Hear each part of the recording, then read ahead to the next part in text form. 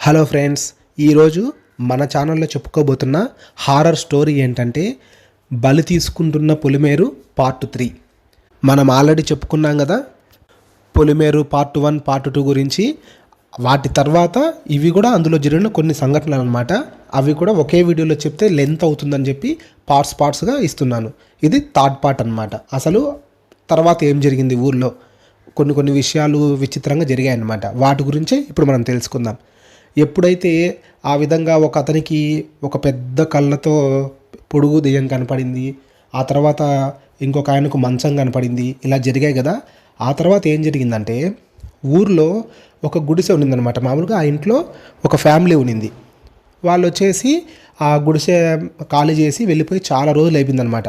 వర్షం పడి తడిచి గుడిసె అంటే అది బాగా బోద వాటితో వేస్తారు కదా, అది వర్షానికి తడిచి అది అలాగే లోపలికి హోల్స్ బొక్కల మాదిరి పడిపోయి అంతా కూలిపోయి అంత బోధ అంతా వెళ్ళిపోయిందనమాట. వీళ్ళు వాడేశారు దాన్ని, అంతా అయిపోయింది. జస్ట్ గోడలు మాత్రం మిగిలాయి, అంటే మొండి గోడలు మాత్రం మిగిలాయి అనమాట. ఆ మొండి గోడల్లో ఏం జరిగేదంటే ప్రతిరోజు రాత్రి 11, 12 ఆ టైంలో ఆ మొండి గోడల మధ్యలో దీపం వెలిగేది ప్రతిరోజు.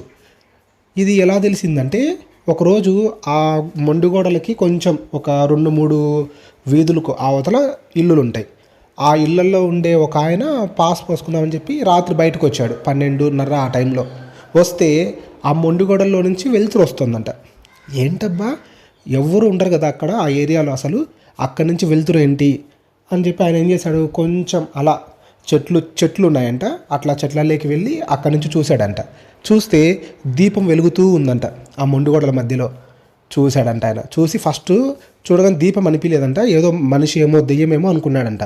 మళ్ళీ బాగా ఆయన కళ్ళు నులుపుకొని చూశాడంట, ఎందుకంటే నిద్రమత్తులో ఉన్నాడు కదా. అప్పుడు చూస్తే అది దీపం అంట, దీపం వెలుగుతూ ఉందంట, బాగా పెద్ద దీపం అంట.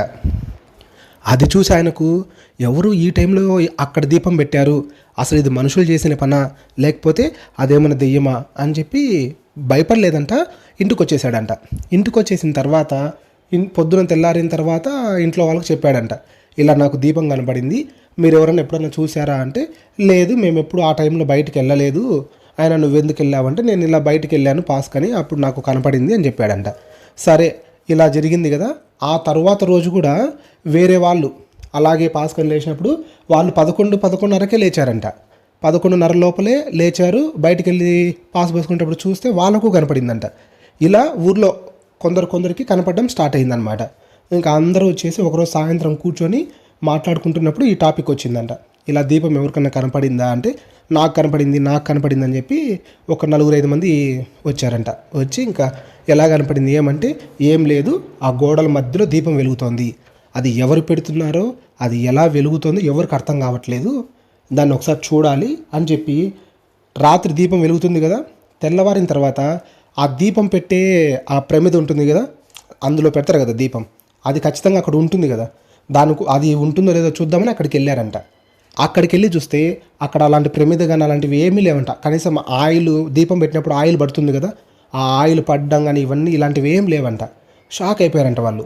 ఏం లేకుండా దీపం ఎలా వెలుగుతుంది, ఖచ్చితంగా తినేదో మనం కనుక్కోవాలి, అసలు ఆ దీపం అనేది ఎలా వెలుగుతుంది, ఎవరన్నా పెడుతున్నారా చూద్దామని చెప్పి ఒకరోజు ఏం చేశారు, ఒక 4-5 మంది ఒక్కొక్కరు ఒక్కొక్క చోట కాపలా మాదిరి కూర్చున్నారంట. ఎవ్వరికి తెలియకుండా వాళ్ళే మాట్లాడుకున్నారు. ఊర్లో కూడా ఎవ్వరికి చెప్పలేదంట వాళ్ళు. అలా దాక్కుని అందరూ వెయిట్ చేస్తున్నారన్నమాట. రాత్రి 10 అయ్యింది, 10:30 అయింది, 11 కావస్తోంది, ఇంకా ఇంతవరకు దీపం వెలగలేదన్నమాట. అందరు సైకిల్ చేసుకుంటున్నారంట, దీపం ఏం రాలేదంట. సైకిల్ ఎలా చేసుకుంటారంటే వాళ్ళకు కొన్ని సౌండ్స్ చేసుకుంటారన్నమాట. పల్లెటూర్లలో ఉండే వాళ్ళు అడవులకు వెళ్తారు కదా, అక్కడ వాళ్ళు దూరంగా ఉన్నప్పుడు పేర్లతో పిలుచుకోరంట. వాళ్ళు ఏం చేస్తారంటే సైకిల్ అంటే వాళ్ళకి సంబంధించిన కొన్ని అరుపులు ఉంటాయన్నమాట. పక్షులు అరుస్తాయి, జంతువులు అరుస్తాయి కదా, ఆ విధంగా వాళ్ళు కొన్ని రకాల భాషలలో పిలుస్తారంట ఆ సౌండ్స్తో. అది వాళ్ళకి అర్థమైపోతుందంట, పలానా అతను నన్ను పిలుస్తున్నాడని చెప్పి వాళ్ళు కూడా సేమ్ అదే విధంగా సౌండ్ చేస్తారంట. అలా పిలుచుకుంటారు. ఆ విధంగా వీళ్ళు ఒకరికొకరు సైకిల్ చేసుకుంటూ కనిపెట్టుకొని ఉన్నారంట. 11 అలా అయ్యిందంట, 11 అలా అయ్యింది. 11 దాటగానే ఇంకా చిన్నగా దీపం వెలుతురు వస్తుందంట. లోపల దీపం వెలుతురు వస్తుందంట, అందరికీ కనిపిస్తుందంట. లైటింగ్ వెలుగుతుంది, ఎవరో వచ్చాడు లోపలికి అని చెప్పి చూస్తూ ఉన్నారంట. ఎవరు మనిషి అయితే లోపలికి ఆ గోడల మధ్యలోకి ఒక్క మనిషి కూడా వెళ్ళలేదంట. అంటే 4 పక్కల నుంచి ఎవరు వెళ్ళలేదు. ఆ గోడల మధ్యలోకి. కానీ వెలుతురు రావడం స్టార్ట్ అయ్యింది. ఏంటబ్బా వెలుతురు వస్తుందని బాగా చూస్తే దీపం వెలుగుతూ ఉందంట. అప్పుడే స్టార్ట్ అయిందంట దీపం వెలగడం. చూశారంట అందరూ, ఏంట్రా ఇది, మనిషి లేడు ఏం లేడు, కానీ దీపం దానంతకదే వెలుగుతోంది. అదే వెలిగింది, అది ఇంకా రాత్రంతా వెలుగుతుంది. తెల్లవారుజామున ఎప్పుడు ఆరిపోతుందో అది తెలియదు ఎవరికి. ఇక చూసి వాళ్ళు భయపడిపోయారంట. ఇది ఖచ్చితంగా దెయ్యమే. మనిషి లేకుండా దీపం అనేది ఎలా వెలుగుతుంది, అది కూడా మొండిగోడలో ఎందుకు వెలుగుతుంది? దేవతన్న అయితే ఎక్కడైనా వేరే చోట ఎక్కడైనా వెలగాలి, మొండిగోడలో వెలుగుతుంది. ఇది ఖచ్చితంగా ఆ పొలిమేరకు సంబంధించింది. ఇంకా ఎవ్వరు దాని చుట్టుపక్కలకి వెళ్ళొద్దండి, పగలు కూడా పిల్లలను అటు సైడ్కి వెళ్ళి ఆడుకోవద్దని చెప్పండి అని చెప్పి తెల్లవారిన తర్వాత అందరికి చెప్పారంట. అప్పటి నుంచి ఆ ఇంటి పక్కకు వెళ్ళడమే మానేశారనమాట చాలామంది. ఇంకా అక్కడ ఇంకా జనాలు ఎవరు తిరగకుండా ఉంటే అక్కడ ఎలా అయిపోతుంది, పిచ్చి చెట్లు అవన్నీ పెరిగేసి పెద్ద పెద్ద చెట్లు అయిపోయాయంట. అన్ని తుమ్మ చెట్లు, కంప చెట్లు అన్నీ పెరిగేసి అది ఆ చెట్లలో కలిసిపోయింది. ఇప్పటికీ అది ఆ చెట్ల మధ్యలో ఉంటుందన్నమాట ఆ మొండిగోడలు. అక్కడ దీపం ఇప్పుడు వెలుగుతుందో లేదో ఎవరికి తెలియదు. ఇది మాత్రం ఒకప్పుడు జరిగిందనమాట. ఇది ఫ్రెండ్స్ ఇవాళ మన స్టోరీ.